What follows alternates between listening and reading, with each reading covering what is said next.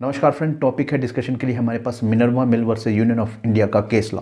इसमें दोस्तों जो टेक्सटाइल मिल थी उसका अधिग्रहण या टेक ओवर जो था वो गवर्नमेंट के द्वारा किया गया था और ये जो अधिग्रहण था वो Sikh textile undertaking nationalisation act के अंडर किया गया था, जो कि मेंशन किया गया है शेड्यूल 9 के अंडर। और शेड्यूल 9 में मेंशन होने की वजह से इसको जो था वो चैलेंज नहीं किया जा सकता था एक्ट को डायरेक्टली।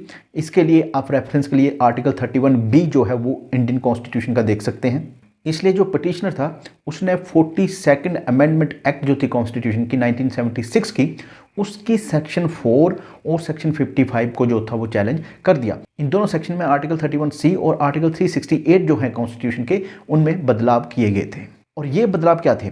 ये बदलाव थे भारतीय संसद या इंडियन पार्लियामेंट है उसको अनलिमिटेड पावर देना, जो कि संशोधन अमेंडमेंट को लेकर थी। ये सब पावर जो थी वो अनलिमिटेड वे में पार्लियामेंट ऑफ इंडिया को दी गई थी और उसको कहा गया था कि भाई ये किसी भी कोर्ट ऑफ लॉ में कॉल नहीं की जा सकती है, इनको चैलेंज नहीं किया जा सकता। अगर बात करें सेक्शन 4 की, जो कि 42nd अमेंडमेंट एक्ट 1976 की थी, उसका रिलेशन जो था वो directive principle of state policy से था। Directive principle of state policy को लागू करने के लिए राज्य जो है वो लॉ बना सकता है या कानून बना सकता है और ऐसे कानून को इस आधार पर निरस्त नहीं किया जा सकता, जिसको चैलेंज नहीं किया जा सकता कि भाई ये जो है वो आर्टिकल 14 या 19 की अवहेलना करता है। दूसरे सिंपल शब्दों में कहा जाए कि भाई directive principle of state policy को आप इस आधार पर चैलेंज नहीं कर सकते कि ये इक्वालिटी या फ्रीडम को वायलेट कर रहा है। और खास बात थी सेक्शन के अंडर कि इससे पहले जो प्रोविजन थी जिसको किसने रिप्लेस किया, उसमें आर्टिकल 39B और 39C का ही जिक्र था।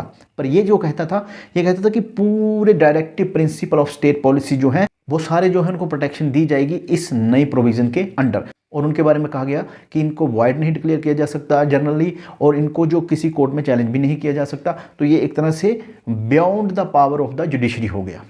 अब नेक्स्ट बात करते हैं दोस्तों सेक्शन 55 की, जो कि 1976 की 42nd अमेंडमेंट जो थी कॉन्स्टिट्यूशन की उससे रिलेटेड थी। और इसने दो जो नई क्लोजेस डाली वो आर्टिकल 368 के अंडर डाली गई, जिसमें कि कहा गया कि संविधान की कोई भी अमेंडमेंट या कोई भी संशोधन जो कि इस आर्टिकल यानी 368 के अंडर किया जाएगा, उसको किसी भी कोर्ट में चैलेंज नहीं किया जा सकता किसी भी ग्राउंड पर।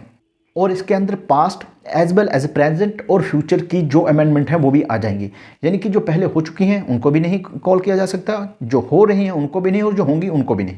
और साथ ही साथ इसमें पार्ट 3 यानी कि फंडामेंटल राइट का जो चैप्टर है वो भी इंक्लूड होगा, वो इससे अछूता या बाहर नहीं होगा। यानी कि एक बार फिर जो पार्लियामेंट की पावर थी उसको सुप्रीम बना दिया गया कि भाई इसके द्वारा जो संशोधन कहीं भी किसी भी रूप में किया जा सकता है, चाहे वो पास्ट का हो, प्रेजेंट का हो या फ्यूचर का हो, चाहे वो फंडामेंटल राइट का ही क्यों ना हो। जहां तक बात करें क्लोज 5 की, जो कि ऐड की गई थी इस अमेंडमेंट के जरिए, तो उसमें कहा गया कि भाई जो पार्लियामेंट है ना, इसकी जो पावर है अमेंड करने की वो सुप्रीम है, यानी कि उस पर किसी तरह की कोई भी लिमिटेशन नहीं है। और पार्लियामेंट चाहे तो इस आर्टिकल यानी कि 368 के अंडर चाहे तो वो संशोधन पूरे संविधान के किसी भी प्रोविजन में कर सकती है। इसमें कुछ ऐड कर सकती है, अगर कुछ पहले से ऐड है तो उसमें बदलाव कर सकती है। अगर किसी प्रोविजन को रिपील करना है यानी कि पूरी तरह से एलिमिनेट या खत्म करना है तो वो भी पार्लियामेंट कर सकती है। तो कुल मिलाकर देखेंगे हम कि जो इशू था यहां पर कि पार्लियामेंट की जो अनलिमिटेड पावर जो थी इस अमेंडमेंट के जरिए इन सेक्शन 4 और 55 के अंडर दे दी गई थी, उसको चैलेंज कर दिया गया था कि क्या ऐसा हो सकता है कि पार्लियामेंट की पावर जो है वो सुप्रीम हो जाए और उसको कोई भी कोर्ट ऑफ लॉ में जाकर चैलेंज ना कर सके। तो यहाँ पर जो कोर्ट का फैसला आया उसने सीधे सीधे कहा कि ये दोनों सेक्शन जो है वो वॉइड हैं, क्योंकि इन्होंने जो बेसिक स्ट्रक्चर जो है हमारे संविधान का उसको बिगाड़ने की कोशिश की है। यानी कि यहाँ पर ज़्यादा कंसर्न उन्होंने शो किया जुडिशियल रिव्यू, जो कि कर सकते हैं जुडिशरी किसी भी फैसले का जो कि विधानसभा या हमारी संसद के द्वारा पारित किए जाते हैं। इसीलिए कोर्ट ने कहा कि जो बेसिक स्ट्रक्चर है उस पर एक तरह का हमला है। फर्दर कोर्ट ने यह भी कहा कि जो इंडियन कॉन्स्टिट्यूशन है ना, इसका जो ताना बाना है पूरा वो बैलेंस पे टिका हुआ है फंडामेंटल राइट और directive principle of state policy के बीच में।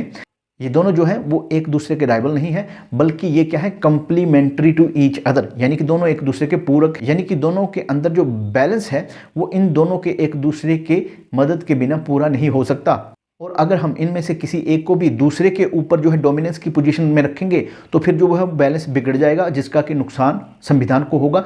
इन दोनों के बीच में हार्मनी और बैलेंस का होना जरूरी है अगर हमें अपने बेसिक स्ट्रक्चर को बचाए रखना है। और जहाँ तक बात की जाए डायरेक्टिव प्रिंसिपल में दिए गए गोल्स की, तो उनको भी हमें अचीव करना है बिना जो पार्ट 3 है यानी फंडामेंटल राइट के जो पार्ट हैं उनको किसी तरह का कोई नुकसान पहुँचाए। पार्लियामेंट या संसद को जो आपने एक अनलिमिटेड पावर जो देने की कोशिश की है वो भी बेसिक स्ट्रक्चर के खिलाफ है या अगेंस्ट है।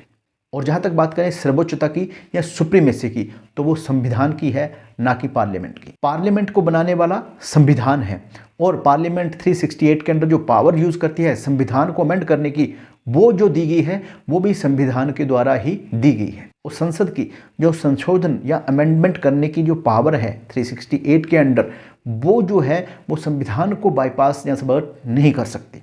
धन्यवाद।